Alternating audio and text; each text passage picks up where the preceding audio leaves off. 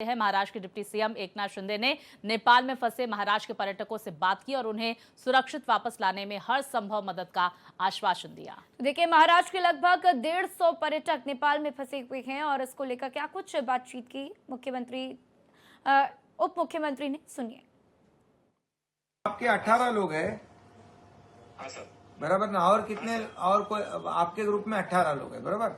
हाँ, और पूरे ग्रुप में। लेकिन हम जो अब जो लोग साथ में आए थे, ओके। वो फिर हम चार थे। बाकी कोई अहमदाबाद से आया, कोई राजकोट से आया, कोई कहीं से दिल्ली से लेकिन आया। वो अपने यहाँ से इंडिया से गए ना, तो वो आपके सब संपर्क में है पूरे लोग 18 लोग? हाँ, हम एक ही जगह ठहरे हुए हैं सर, एक ही होटल में ठहरे। कौन सा होटल है?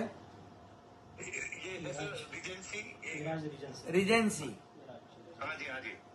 ओके ओके, ठीक है। हमारे लोग आपके संपर्क में रहेंगे और जो भी अच्छा सेफ पॉसिबल है वो सब करते हैं हम लोग। हाँ, बहुत बहुत धन्यवाद सर, आपका ठीक। बहुत बहुत धन्यवाद है। Okay, thank you sir, thank you, bye. जय जय। हा रामभाऊ, हा तर ते हो तर तुम्ही तिकडे आता काय आहे, एकमेकाला सगळ्यांना हे करा, धीर द्या, घाबरू नका कोणी पण. हा, आणि इथून आता आपण संपर्कात आहोत. कसं तुम्हाला सुरक्षितपणे इकडे आणायचं त्याबद्दल काम चालू आहे आपलं. हा हा तो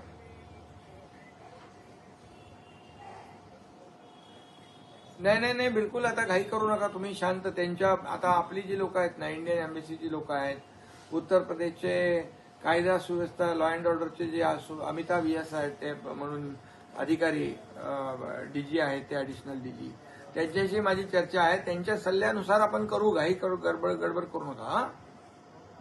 हा, आणि तिथे आपली तिथे स्थानिक लोक पण तुम्हाला आता भेटतील येऊन.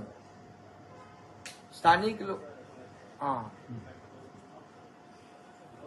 हा, आता आपण करतोय ते व्यवस्था. तुम्ही आता शांतपणे, म्हणजे तुम्ही ऍडवाइस शिवाय, त्यांच्या सल्ल्याशिवाय आपण करूया नको. सल्ला त्यांचा घेऊ, कसं आपल्याला सुरक्षितपणे सेफ्टी काय आहे ते बघू. हा.